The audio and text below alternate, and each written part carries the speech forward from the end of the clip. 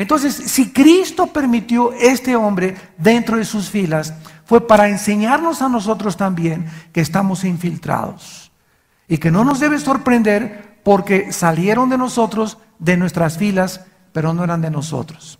Esto no significa que una persona que sale de una iglesia y se va a otra iglesia ya no es cristiano. No está hablando de esto. Salieron del cristianismo, pero no son ya de nosotros. En otras palabras, como lo vamos a ver, vamos a aprender a distinguir la verdad de la mentira. Muy bien, vamos a ver en primer lugar que en la Biblia se nos muestra claramente que hay un arrepentimiento que no es real. El rey Saúl fue ungido por Dios, aunque en el Antiguo Testamento la persona ungida no significaba que era salvada. Por ejemplo, el rey Ciro de Persia le llama en Isaías Dios mi ungido, Ciro el rey de Persia. La palabra ungido significa escogido por Dios. Y Dios escogía vasos como los reyes, como Nabucodonosor, para que atacara a Israel, pero no significa que eran salvados. En el Nuevo Testamento, ya los que estamos ungidos es una vez y para siempre con el Espíritu Santo e implica la salvación. Porque el Espíritu Santo en el Antiguo Testamento no moraba dentro de los hombres como en el Nuevo Testamento. Saúl era un hombre que Dios escogió y al principio hasta profetizaba. Y Saúl entre los hombres comenzó a profetizar, pero cuando comenzaron los celos y la envidia y la amargura,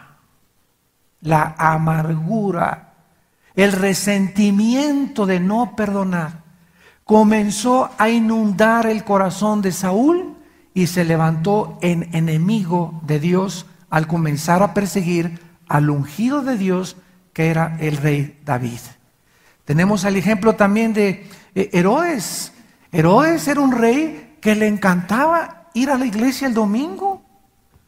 Le encantaba escuchar, predicar a Juan el Bautista.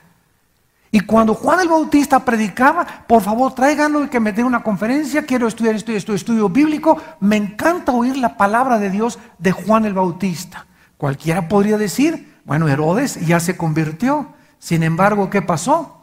Cuando el día de su cumpleaños le pasan por ahí a una muchacha, su sobrina, ¿verdad? Bailándole los 7 velos, y este hombre con 3 o 4 de tequila reposado gimador se puso hasta atrás y quiere esa muchacha, y entonces le dice la esposa, ¿verdad? Pues la amante mata al Bautista y corta de la cabeza y tendrás a mi hija. ¿Y qué hizo Herodes? Pues se fue, ¿verdad?, detrás de esta mujer. Judas Iscariote, ya lo vimos claramente, durante 3 años desayunó con Cristo, caminó con Cristo, viajó con Cristo, comió con Cristo, cenó con Cristo durante 3 años y medio, y finalmente nunca en su corazón se decidió seguir a Cristo. O sea, ¿por qué Judas se unió al grupo de Cristo? Porque estaba tratando de obtener de Cristo un beneficio. Jesús dijo, pues si es el rey de los judíos, cuando lo hagan rey, a mí me hace secretario de gobernación. O cuando a mí me hagan rey, ¿verdad?, me hace el ministro secretario de Hacienda. O sea, los motivos eran el dinero. La raíz de todos los males es el amor al dinero. Y finalmente Judas traiciona a Jesucristo. En la segunda carta a los Corintios, capítulo 7, segunda de Corintios, capítulo 7, versículos del 9 al 10, la Biblia nos explica la diferencia entre el remordimiento y el arrepentimiento. Porque la Biblia dice que Judas se arrepintió, ¿verdad? Han leído ese versículo. Sin embargo, esa palabra significa le remordió la conciencia nada más. Como muchas personas que mató a su familia y mató a su esposa y a sus hijos, y arrepentido se voló la tapa craneana de los sesos. Bueno, si hubiera estado arrepentido no se hubiera suicidado. Porque tanto Judas como Pedro, los dos, cometieron el pecado de alta traición.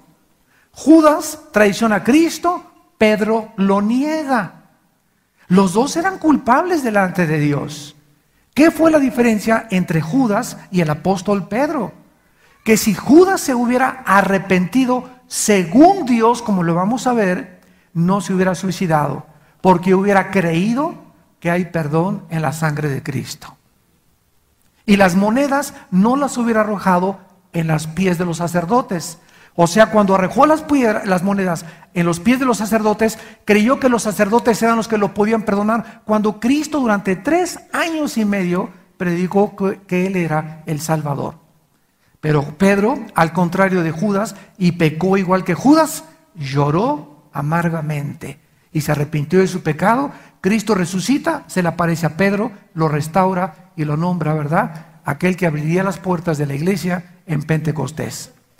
En 2 Corintios capítulo 7, versículos 9 y 10, el apóstol Pablo dice: ahora me gozo escribiéndole a esta iglesia, no porque hayáis sido contristados, sino porque fueron contristados para arrepentimiento, porque habéis sido contristados según Dios, para que ninguna pérdida padecieran por nuestra parte.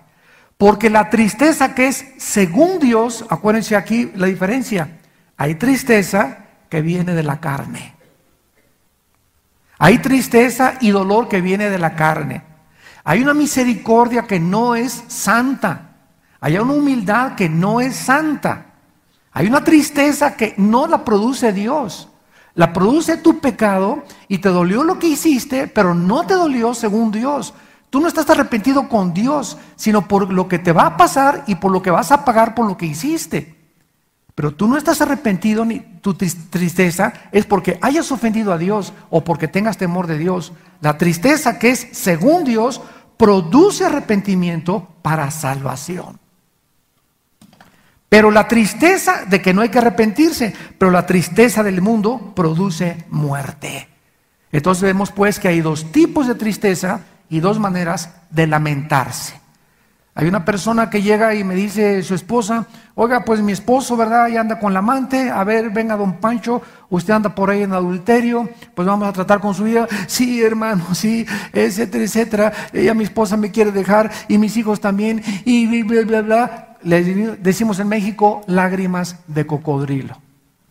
De la boca para afuera. Y cualquiera lo viera, ¿verdad? No, don Pancho estaba así y compungido y pobrecito, etcétera, etcétera. Pero pasan 2, 3 semanas y él no ha dejado a su amante. Él sigue con su pecado. Entonces esa tristeza aparente que tuvo don Pancho no era según Dios.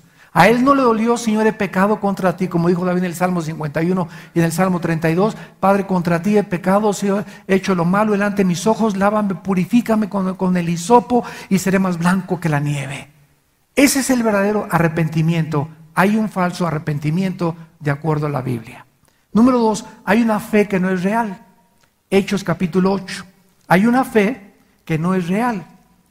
En este pasaje de Hechos capítulo 8, versículo 9 al 13, encontramos a un brujo, a un mago.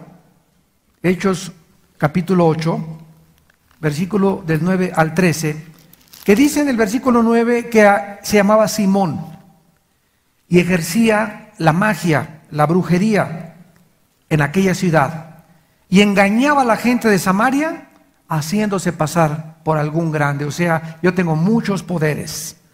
A todo el mundo lo estaba oyendo, desde el más pequeño hasta el más grande, y todo el mundo decía: este es el gran poder de Dios.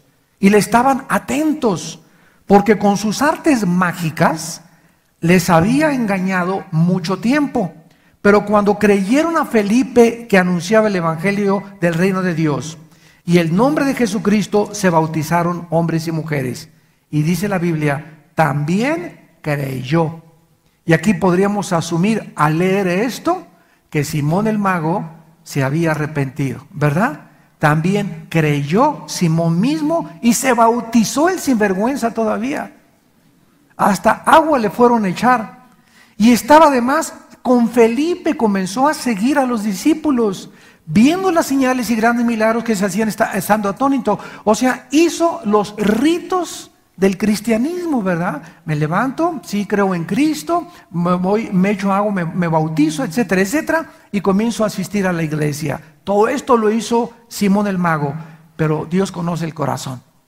Entonces veamos en este caso, en el versículo del 18 en adelante, dice el versículo 18: cuando vio Simón que por la imposición de las manos de los apóstoles se daba el Espíritu Santo, les ofreció dinero.